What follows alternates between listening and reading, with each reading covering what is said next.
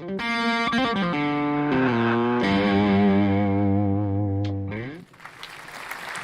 morning, everybody. Good to see you today. Hope everybody's doing well. Welcome to class, welcome to class, welcome to class. It's always great to see everybody. Oh, just going to change my video image there. Hope I'm coming in clear and you can hear me well enough. Welcome to class today. A case study is a study where you only look at one individual in depth, usually with a specific purpose or a very specific question.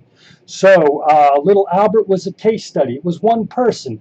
John Watson wanted to see if he could create a phobia in one particular person.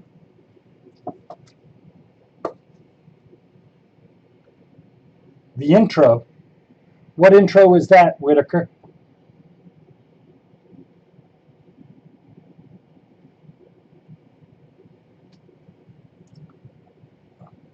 I didn't do the video. You didn't see.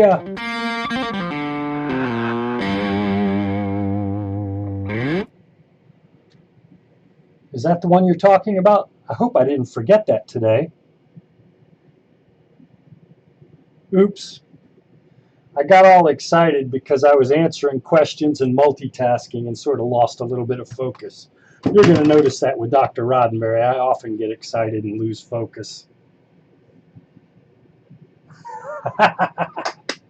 Fantastic. You know what? I need a production engineer. I need somebody sitting in my office with me working all the buttons, you know, so that I can get this right. I know, right? It's funny. Fantastic. Cool. I'm glad you like that. I'm glad you like that. So let's see. We got 11:01. Let's go ahead and get started. So today we're going to be talking. Thank you very much. Yep. I'm feeling kind of snazzy today, so I thought I would rock the leather hat today. I'm glad you like it. You folks are hilarious. It's good to see you. You look like you have a lot of energy today. I'm glad to see you folks in class. Okay. All right. So let's see. Yesterday we started with an intro of the biopsych chapter, and I talked to you pretty much about the basic building block of the nervous system, which was the neuron, and I talked a little bit how neurons communicate with other neurons, which is using chemicals, and I called neurotransmitters, and I also talked a little bit about how drugs will affect the chemical functioning in your brain. We're actually going to telescope out a little bit, and we're going to talk about different areas of the brain today. So it's not just a bunch of neurons, but it's neurons that have different jobs depending upon where they are in your brain. So the two important things I want to talk about today are modularity and connectivity as organizational principles of the brain. You've got a bunch of different modules in these brain doing individual jobs, and just like any good team, they have to be connected and work together. So we're going to talk about that. And then I'm going to go through and I'm going to talk about some of the structures in the back part of your brain we'll call the hindbrain. And we're also going to talk about the forebrain structures, which is that cerebral cortex that most of us think of when we think of brain. Assistant job selected. Thank you very much, Yasmin. I'll see you tomorrow morning at 9:30, okay? Don't miss it. And then we're going to talk about the cerebral cortex, which is the absolute top. Excuse me, the forebrain and the cerebral cortex are one and the same. And so we're going to talk about that part as well. So we're going to talk about modularity, connectivity, and then I'm going to go through and talk about all the different little bitty parts of the brain, okay? Now, brain modularity. There was a time when psychologists wondered, is the brain many things or is it one thing? You can think of the brain kind of like a computer. A computer processes one piece of information at one time. Now, and it's usually a 1 or a 0 for any of my computer students out there. Nothing, I was just making a joke, Whitaker. Yasmin was saying she wanted to be my production assistant, so I told her to be here at 9:30, so I was just joking. I see you're paying attention, though. Very good. Just making a joke, okay? I know, it's the best joke I've got. Sorry. Okay, so the question was, computers only do one thing at one time. Now, computers work so stinking fast that most of the time they can out-process you. But a computer only does one thing at a time. Computers don't work in parallel. On the other hand, brains are parallel structures. You have 50, 100, 200 different parts in your brain that are each processing information at one time. So your brain isn't really one computer, it's hundreds of computers that are all packed into your brain case. Does that make sense? And so we're going to talk about the brain as being composed of, I don't know, 100 or so modules that each process information at the same time. So brain modules control individual body processes, and these go from physiological processes down to planning, down to memory, even your personality. Each and every part of your brain has a different job. Now, if you'll look, I think it's like over here, you'll see that brain on the left side of your screen, and that represents the oldest model of the brain as a series of modules. It was created by a fellow named Franz Gall in the 18th century in a brand of pseudopsychology he called phrenology. And he thought that your personality was controlled in all different parts of your brain. And he thought that if your personality trait got real strong, that part of your brain would grow and it would create a bump on your head. And so this guy, Franz Gall, believed that he could feel the bumps on people's heads and tell whether or not you were an angry person or a cooperative person or an oversexed person. Phrenology doesn't exist anymore. It doesn't work. It's bullcrap. However, he was right in one sense, in that he was the first guy to think of the brain as a series of modules. Now, if you look straight below me right now, what you'll see is the modern model of the brain as a series of modules. And this was created by a fellow named Corbinian Brodmann in the early 20th century. And he actually went into brains and took a microscope and looked at cell styles and cell types and different shapes of areas. And he identified 52 different areas of the brain that actually had different kinds of cells that you could look at and you could identify. And this represents what I would call the modern model of the brain as a series of modules. And these areas control all aspects of conscious functioning, not just personality. Actually, if you look at the brain right below me, you'll see on the left side of the brain, that'll be the front part of the brain, you will see the little yellow area right below the green area. That little yellow area is actually the only place where your personality is controlled. It's not all over your brain, just like Franz Gall thought. Does that make sense so far? So the brain is a series of modules. Now, how do we know that these different modules contain different activities? One of the ways in which biopsychologists have studied brain areas is by using lesioning studies. Basically what happens, and these lesioning studies are always case studies because they're studies of single individuals whose circumstances are unique. I hope that answers the case study question. And they usually find a person with brain damage. They identify what part of the brain is damaged. Then they find out what kind of behavioral problems the person is having. And then the doctor uses logic to figure out what brain area is related to what particular function. And if you look down, let's see, I guess it's this way. You will see picture A and picture B represent two of the most famous brain lesioning studies from the 19th century, the 1800s. The black and white picture over on the far left is a patient named Tan, studied by a medical doctor named Paul Broca. I think it was a French doctor. And what he had a patient named Tan who came into his office, and he called him Tan because the only word that this fellow could say was tan. That was the only word he could say. And he studied them for many years. And when Tan died, they did an autopsy and went and looked at his brain and found that he had a lesion or a damaged spot in the frontal lobe of his brain. And Paul Broca correctly surmised that this was where language production was produced. When you move your lips and your tongues and you create words, this is being controlled by this very spot right here in your frontal lobe. And in fact, you can look at it right here. It's the green area behind the yellow area in the front part of your brain. So if you look at the personality area, which is yellow, you move to the right, that's pink area. Then there's another yellow area, and then there's a green area. That green area right there is what's known as Broca's area, because it was discovered by Paul Broca, and it's responsible for helping you move your moving your lips. Now, over on the far right is a computer recreation of the famous case of Phineas Gage.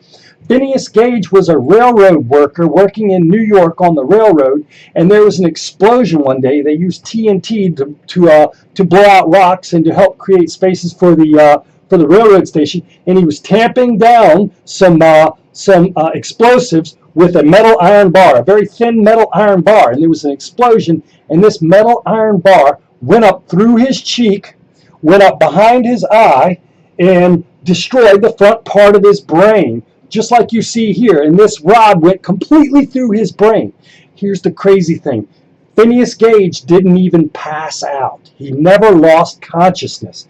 And you know what? 3 days later, Phineas Gage was out of bed and walking around. So crazily enough, even though he had a small, thin iron rod go up through his brain, he was pretty much left intact. With one change, his personality completely changed, and he went from a nice, responsible co-worker to a loud, braggart drunk who liked to fight people and couldn't control his impulses. And so doctors correctly realized from this case study that your personality is controlled by this very specific spot in the frontal part of your brain. I know, right? Wow. Can I get a wow? That's pretty amazing, huh? Now, modern psychologists, now the problem with lesioning studies is they're unethical to do experimentally. You can't bring somebody into the lab and destroy part of their brain, right? Instead, you have to wait for somebody to have a brain accident, or for somebody to have, you know what, actually, war is a great time for brain science, because there are a lot of people with brain damage that come into laboratories where we can study this kind of phenomenon using lesion studies. These are case studies. However, modern psychology does have a way to create a temporary, harmless lesion of the brain. If you remember, I told you that brains work electrically. They have electrical impulses called action potentials, where you can use magnets to actually disrupt the electrical functioning of brain areas.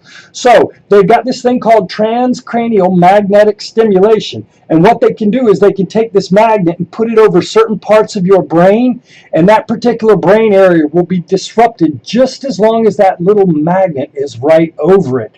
And in fact, if you Google transcranial magnetic stimulation in YouTube sometime today, you can see experiments where they have, there are lots of sort of news shows where they'll take a reporter in there and have a psychologist use the TMS machine on them, and it'll disable part of their brain, and their language will stop, or they'll have other kinds of problems. It's really an interesting technology. Whitaker says he'll pass. Right. Right. I think he felt it. He probably said, ow. You know what I'm saying, Omar? I'll bet it hurt a little bit. But it didn't knock him out, which is freaking amazing in my opinion, right? Maybe he is that cool. I'm going to stick to a magnet on my roommate's head. Wow. Oh, that's solid work. Very good. We have a comedian in the classroom, Omar. He probably did say, yeah, I'll bet he did say wow for sure. Now, actually, I think in your course resources folder, I have a video about the case of Clive Waring. We're going to talk about it in a few minutes, but there's a part in your brain that is responsible for helping you learn new memories.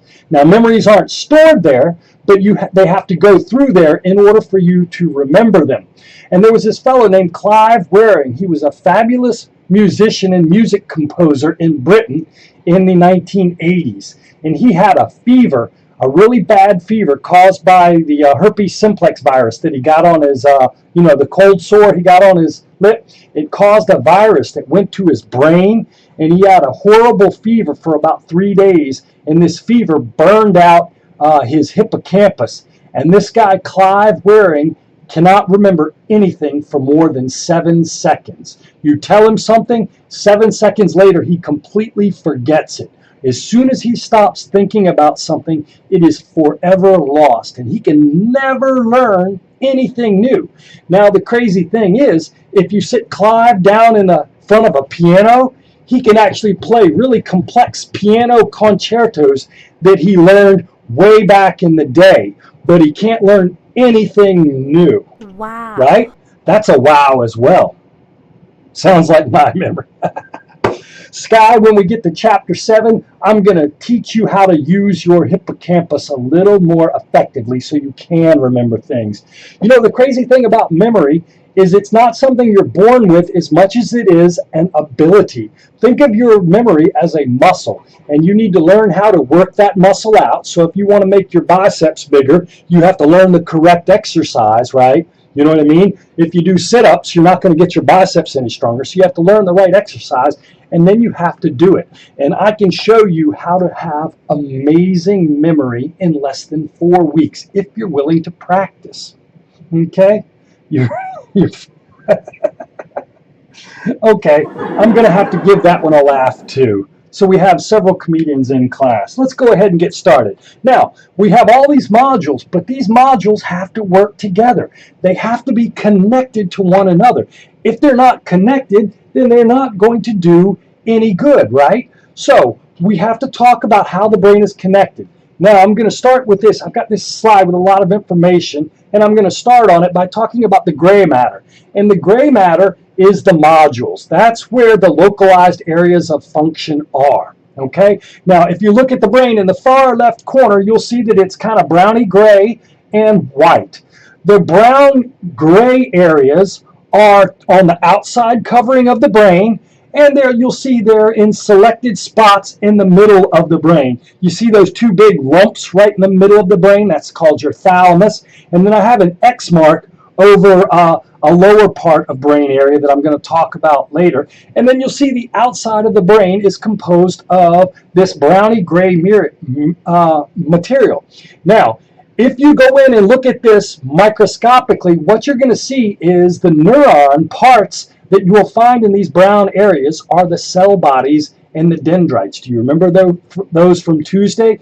That's where you have the parts of your brains that receive the chemical stimulation and decide to transmit action potentials. That's where you're going to find these cell bodies and dendrites of the brain.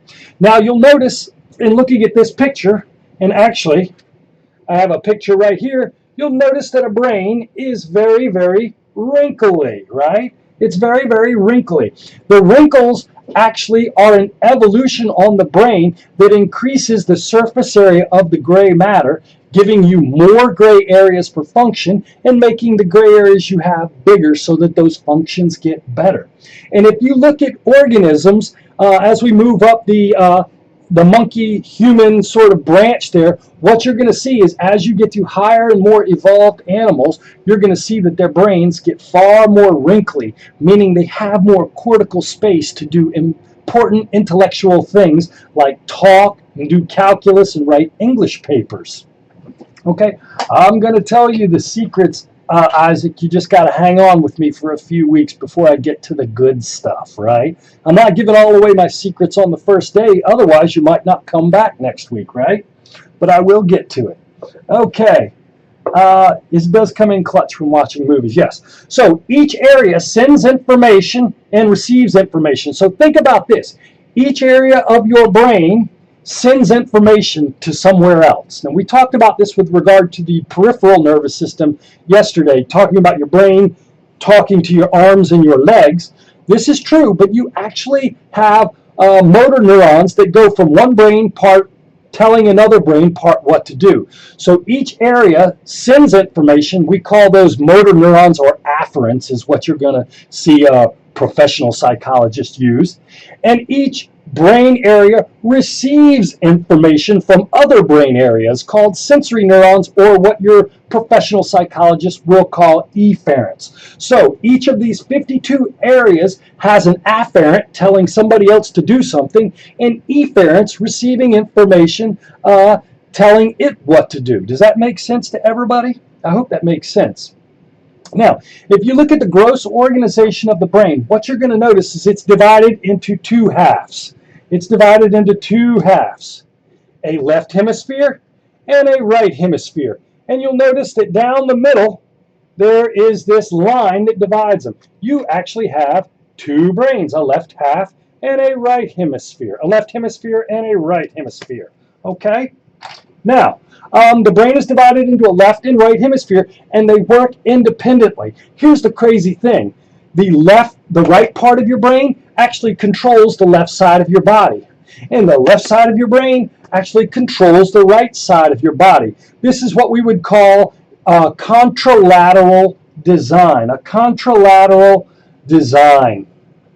All right, now, if you look at the picture down in the bottom left corner, you'll notice that we have a red arrow. I have a red arrow right over this white band of tissue. This white band of tissue is a band of myelinated axons that connect the left and right halves of your brain. Because if you think about it, your right hand has to work with your left hand, right? And so even though these brains are completely separated, you have this one band of tissue that connects your left brain to your right brain. Okay? Now, within each one of these hemispheres that you've also got 4 lobes. You have a frontal lobe right here in the front.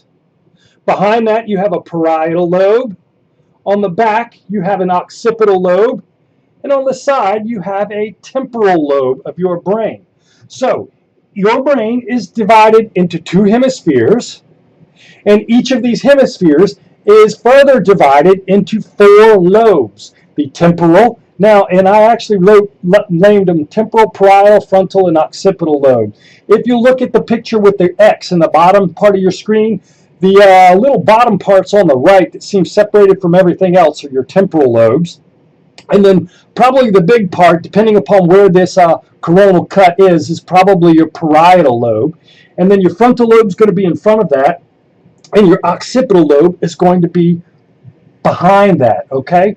So the brain has got all these organizations, a left half and a right half, and then each lobe is 4 different spots. Each hemisphere has 4 different lobes, and then within each lobe are the Brodmann areas, remember? So if we go back to the Brodmann areas, there are a bunch of different Brodmann areas in your frontal lobe. You'll notice there are a bunch of different Brodmann areas in your temporal lobe. And these Brodmann areas are individual spots within the lobes. Now, each of these spots has a different function. I don't know if you've ever heard people say that you only use 15 or 20% of your brain or 10% of your brain. And what this represents is an incorrect understanding of your brain. Each and every brain area is not working all the time. It's only working when it's being told to work, right? So if you close your eyes and you're not looking at anything, your occipital lobe, which is your visual lobe, probably isn't going to be functioning as well. If you're not solving math problems or just sitting there kind of zoning out on your couch, your frontal lobe is not going to be working that much because it's not necessary at that point. But even when doctors go in and try to find different areas, they find that some areas don't seem to have a purpose. So think of your Brodmann areas as being your little areas in your brain as being functional areas that have different processes. So you have a functional area for sensing the body, you have a functional area for vision, you have a functional area for facial recognition, you have a functional area for memory. But you know what? All of these abilities got to work together. And so you actually have areas in your brain that don't necessarily do anything, but they work and put together the functions from the other two areas. So as you're listening to me and hearing me right now, you're trying to process the information I'm saying, so your language area is working with your visual areas to kind of read my lips as you're listening to what I'm saying, right? And so we have these association cortices. What percent of your brain? That's a good question. Probably not much, folks. I would say you should be reading books or YouTube articles if you're going to do anything, right? But if you're watching TV, your occipital lobe, the back part of your brain, is going to be very, very, very active. And if you're watching a scary show, your amygdala and your anterior cingulate cortex is probably going to be real active if you're being scared, or actually if you're seeing if you're watching a sexy scene in a movie, your amygdala and your anterior cingulate cortex are probably going crazy, right? Now, those are all the connective areas in your brain, and they have to connect one another. Now, you'll see all the white area in the brain over in the far left. The white area is axons that have been myelinated. Myelin tissue composed of glial cells is this white fatty material. And so when you look at the gross anatomy of a brain, what you see is what appears to be a bunch of fat in the middle of this brain. Now, if you went in and looked at it microscopically, you would see that it is not just a bunch of fat. It is actually a bunch of wires or axons that connect the different parts of the brain. So if you look right underneath me, what you're looking at is a PNS. No, I take that back. Is a cradola. I forget. DTI, a diffuser tension imaging. If you're looking here, this is actually a map that shows you the connections in your brain. And you'll notice we have side to side in your brain are color-coded red. And so do you see the little red link right underneath me? That red link is the same thing as that corpus callosum over on the far left-hand side of this screen. So you have some wires that connect the two hemispheres of your brain. And then if you look at the big blue areas, those are the parts of your brain that connect your brain to the lower brain stem and your spinal cord. So you have wires that go from each hemisphere out of your brain. And you can't see it very well because you're looking at a coronal cut, which is the same picture that I have in the bottom left of the screen. But if we turn to the side like this, you would see green wires, and they connect the different spots within your cerebral cortex. Does that make sense? So you've got these different colors. So you have connections connecting your hemispheres to one another. You have connections connecting areas within a hemisphere to one another. And then you have areas that connect the brain to the rest of your body. Now, this myelination occurs mostly postnatally. And in fact, those of you who are not 25 years old yet, your brain isn't fully myelinated. But as your brain begins to myelinate, different areas that are controlled by that part of the brain mature, in a sense, and become fully functional. Those of you who are in the 18 to 25-year-old range, the part of your brain that's still left to fully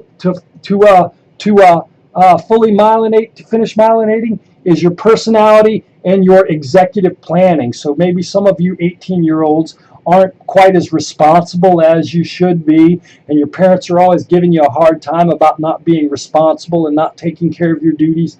Next time your parent gives you a hard time, say, look, I can't help it. My brain's just not fully myelinated yet, and when it does, I'll get back to you, okay? Right? So that's how that works. All right? So most myelination occurs postnatally, full myelination at 25 years of age. Now that we've talked about the idea that your brain is modular and that it's connected to each other, let's go and start talking about the very specific parts of your brain. Okay? Now, brains have evolved from simple animals to complex human beings that are sitting here in class with me. Now, as brains evolved and grew, they didn't just get bigger, they actually added more things, more structures, more functional areas to help us, more modules. So there are things that you and a frog and other reptiles share in common. You and a frog breathe, you and a frog move, you and a frog have a heartbeat, and so that area of the brain is similar for you and a frog. However, you do things that a frog can't do. You can do math calculations, you have emotions, you can feel pain. And so what happens is as brains evolved, they didn't just get bigger, they actually added new areas. And so one way to think about this, yeah, right, Whitaker? If you think about this, developmental evolutionary psychologists have sort of organized the brain into sort of three broad structures: the hindbrain, the midbrain, and the forebrain. And if you compare us with similar animals, we're going to have hindbrain structures similarly. So the hindbrain structures, in a sense, that you have are probably going to be similar to some lower animals. But as you move up into mammals, we're going to have different structures that are added. So the hindbrain is the oldest part of the brain, and it represents the brain stem at the top, at the top of the spinal cord. And this kind of represents right here. This is what we would call your brain, your hindbrain, and these structures are going to be responsible for the same functions that you and a frog share similarly. So your medulla and your pons are responsible for sleep and arousal and your breathing and heart rate. So damage to your pons can lead to coma. Actually, a part of your pons called the reticular activating system, that's not included in this text, so I didn't want to differentiate it. If you sever that particular neural link, the animal will fall into an eternal and irrevocable coma. On the other hand, if you have brain damage to the medulla, it might actually kill you because you'll stop breathing and your heart will quit beating. Okay? Now, right behind that is this purple structure called the cerebellum. Cerebellum for the mini cerebrum. Okay? And this cerebellum integrates individual motor movements to allow complex movement. So in order to walk, talk, dance, and do all the really cool things, I'm a baseball player, so in order to play baseball or to hit a home run, you have to coordinate your motor movements very, very carefully. And so your cerebellum actually has this cool neural structure that's beyond the focus of this class, which allows you to learn how to coordinate behaviors. If you've ever seen somebody who does something for the first time, they're not very coordinated. But as they practice it, their cerebellum learns to integrate different muscle movements, and they go from looking silly to looking very elegant doing what they're doing. Now, damage, let's see, what did I say? There are damage to this leads to the inability to coordinate complex movements, difficulty walking, difficulty speaking. And if you think about it, moving around takes your ability to judge distances. So that is also related to the function of the cerebellum. So damage to those areas can make it difficult for you to do complex movements and to walk. And if you've ever seen somebody with cerebellum damage, they walk in a very herky-jerky, uncoordinated way. All right? Now, there's this one part that I do want to talk about right here at the very, very top of the brain stem. You have an area we call the midbrain. It's not quite as old as the hindbrain, but so it's called the midbrain, but it's not quite that new part of the brain that makes us mammals and humans and whatnot. And there are several structures in this called the basal ganglia, but they're not in your book, so I'm not going to talk about it. Instead, I'm just going to talk about one part of the midbrain called the substantia nigra. Oh yeah, the red X. See, if you go right here, this red X that I have on this page, this is the hindbrain structure. Okay. This is the hindbrain structure. I should have told you that. And it's right at the very top. Actually, the picture I've got is the the midbrain structures. Okay, and there are several structures, but the only one your book talks about is this thing called the Substantia Negra, and this is the reward. And it also, there's a ton of things that relate to physical movement. So I'm going to keep saying movement, and you're going to say, Chris, didn't we already cover movement? And I'm going to say, oh no, there's different parts of movement. One is actually moving a body part. One is coordinating moving parts. But the Substantia Negra is responsible for initiating a movement. And it's also responsible for the reward pathway. It releases dopamine to lots of other parts of the brain. Loss of cells in the Substantia Negra leads to Parkinson's disorder. So if you've ever seen people with Parkinson's disorder, they have trouble walking, and they engage in this thing called the Parkinson's shuffle. If you Google that on YouTube, you will see somebody walking, and instead of walking nice and smoothly, putting feet out in front of them, they kind of shuffle with feet moving very, very short distances. And when they turn around, instead of turning around, they do a little bit of shuffle, where they shuffle and turn very, very slowly. So damage to the cells in the Substantia Negra is associated with Parkinson's disease. And it's also related to this, because it's the loss of this dopamine that is released to different parts of the brain. Everybody following me so far? Now, we're going to talk about the forebrain structures. And the forebrain, actually, is divided into two parts. So this is your brain stem and your hindbrain. All this stuff up here is called your forebrain, but it's called subcortical structures. And we're going to differentiate this part of the forebrain from this part, which is called the cortex, the neocortex sometimes. So this is the subcortical part of the frontal lobe, and this, of the forebrain. This is the subcortical areas of the forebrain, and then we're going to talk about the cortex areas of the forebrain. So let's step back for a minute and talk about the subcortical areas of the forebrain. Okay, now evolutionary speaking, the forebrain structures are the newest of the brain structures. They're composed of the area on the outside of the cerebral cortex and subcortical brain structures.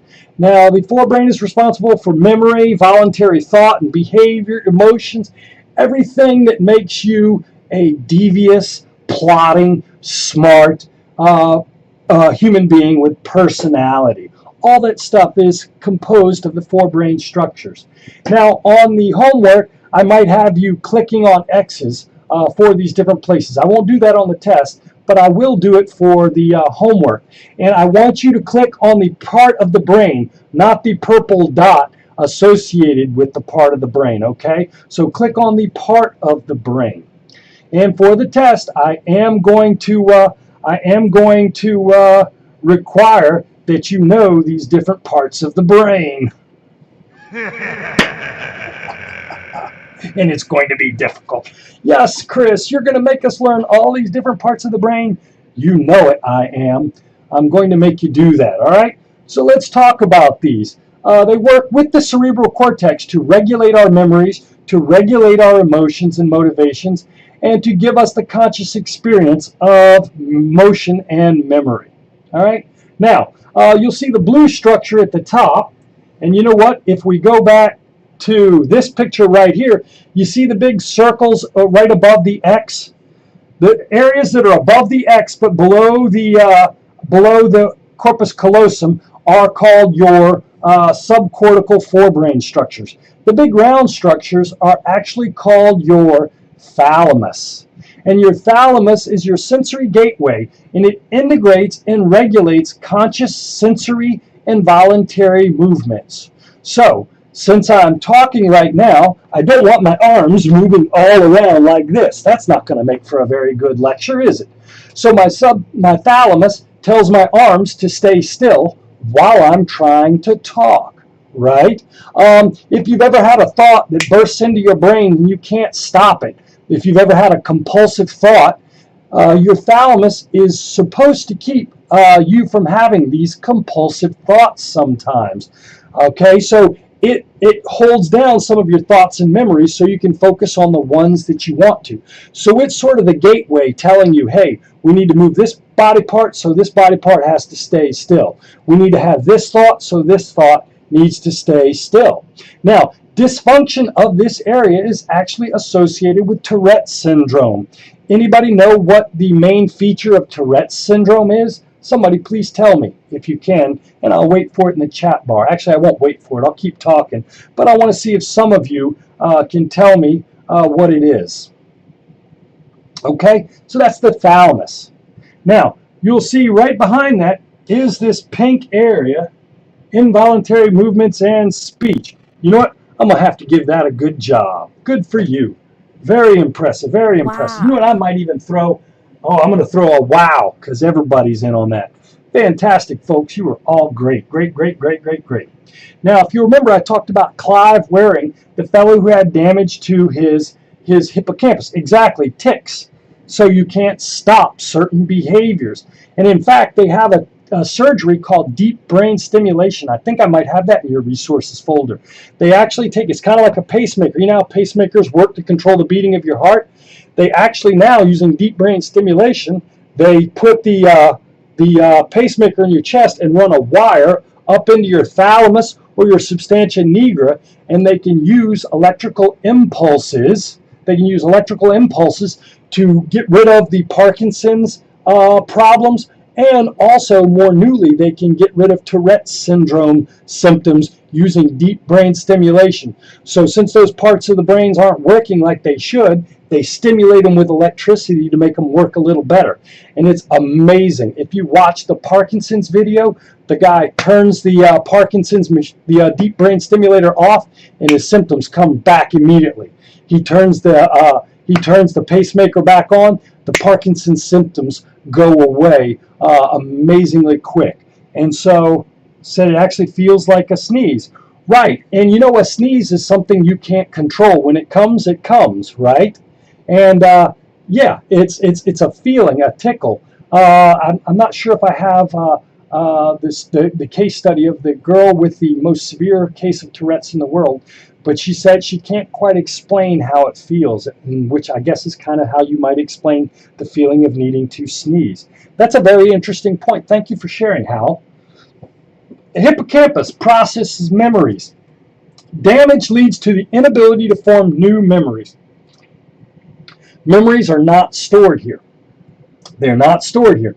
If you have damage to your hippocampus, right, it's not going to affect all the stuff that you knew before. It's just going to make it difficult for you, impossible for you to form new memories. Okay? Differentiate that. Because in a minute we're going to talk about the temporal lobe, which is a cortex area, and that's where the memories are actually stored. If you have damage to your temporal lobe, you won't be able to remember the old memories, but you'll be able to make new memories as long as they don't go to that part of the temporal lobe. Does that make sense? Does everybody understand what I'm talking about? The hippocampus. And it's located in purple here on the picture right below me. All right? Now, below that is the amygdala. Basic emotions, fear and or pleasure. Can I eat it? Can it eat me? Is it food, or is it something I'd like to have sex with? Okay, that's your amygdala. Notice your amygdala is connected onto your hippocampus. You know why they're connected? Because your emotions tell you what's important to remember, right? Does anybody remember what color shirt I was wearing on Tuesday? Probably not. It wasn't very important. So your amygdala didn't activate. It didn't activate your hippocampus, and you didn't remember the color shirt that I'm wearing. But Omar, when you saw my snazzy hat, your amygdala got a little jealous and activated, and you say, "Ooh, Roddenberry's got that cool hat." That activated your hippocampus, and now you remember my cool leather hat. If I came in and lectured with a pistol, I guarantee you would remember the day that I brought a pistol to my virtual lecture, because that pistol would cause a strong emotional response in your brain, right? Okay? Now, and the final thing is your hypothalamus. Okay, and that's that little bitty structure right underneath your thalamus, thus the name hypothalamus, underneath the thalamus. And it's your homeostasis center. It tells you if you're hungry, if you're hot, if you're thirsty, and it also takes care of, it sort of takes care of the 4 F's: feeding, fear, fleeing, and sex. Got you there.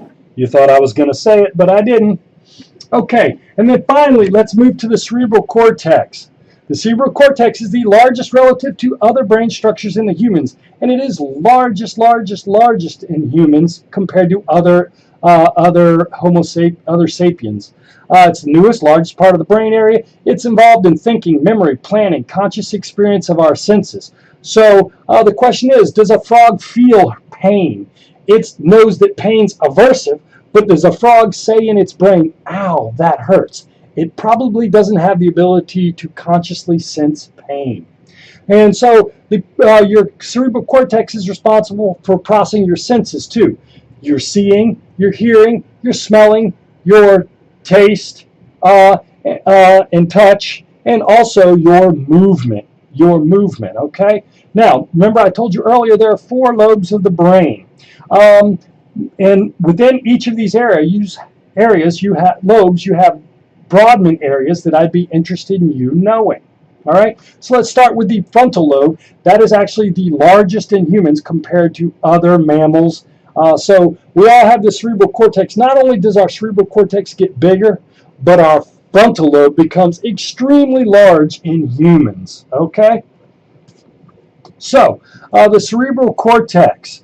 Let's see. Remember, it's a contralateral design. The left hemisphere of your brain is conscious of the right side of your body, and the right hemisphere is actually conscious of the left side of your body. And almost all of your brain works contralaterally. There are a couple of spots down near the cerebellum that work what we would call ipsilaterally, but we're not going to focus on that this semester. So think of the brain as being sort of left brain, right brain, controlling left body, right body, okay? Now, the prefrontal cortex, it is located in the very front part of your frontal lobe. This was damaged in Phineas Gage from that railroad accident, and that's why he couldn't pay attention. He couldn't control his impulses. He couldn't get up and go to work. He drank too much. He would get angry and fight people, and his personality changed. The prefrontal cortex is responsible for attention, impulse control, and personality.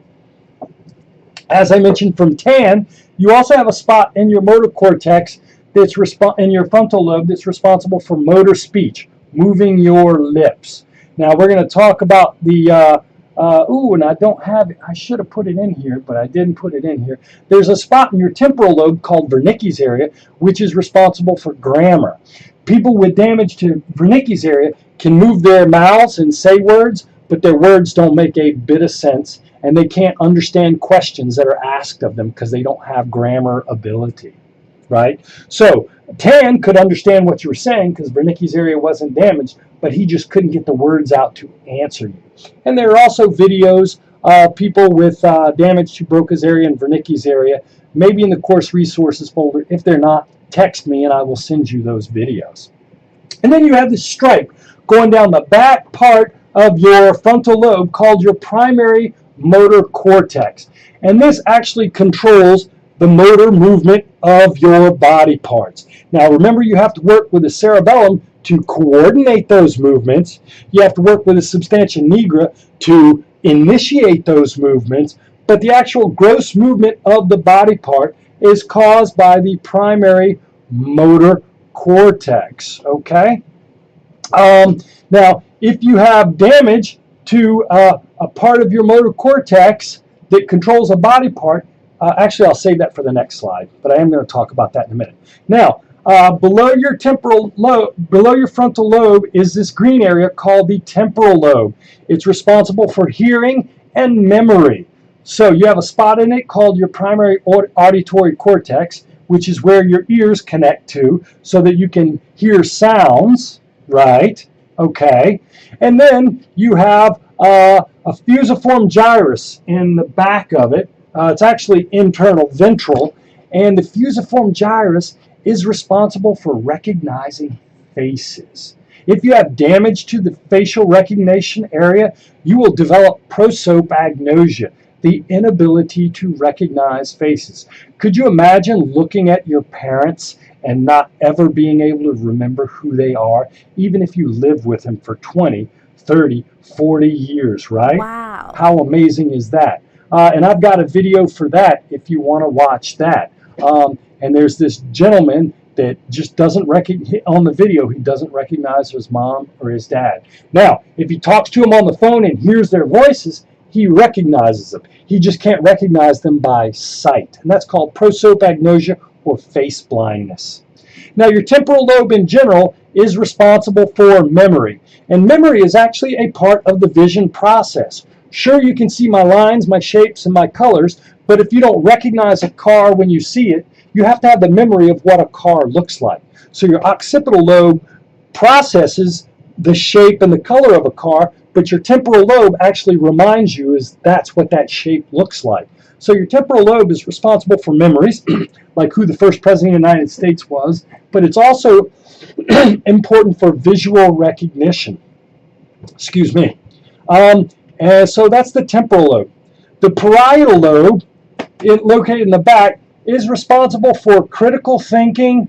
If any of you are in math 271 or 171 or 172, taking that hard calculus math, you're challenging your parietal lobe. It's responsible for spatial orientation and math, right? So I'll ask you a quick question.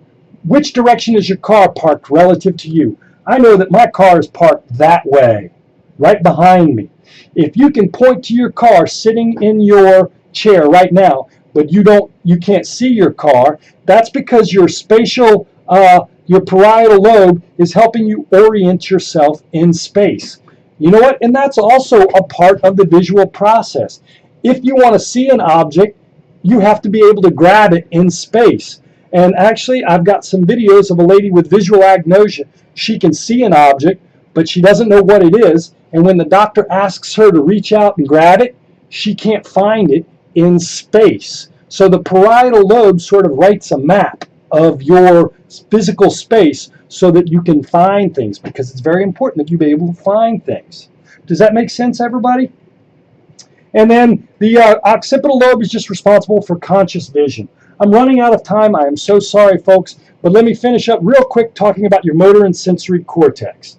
They're responsible for sensing and moving the parts of your body. The motor cortex, located in the back of the frontal lobe, moves body parts, and your sensory cortex feels body parts, okay? And you'll see the map of the person's body written, and you'll notice that their leg and foot have just a little bit of cortex space, but your face has a lot of cortex space.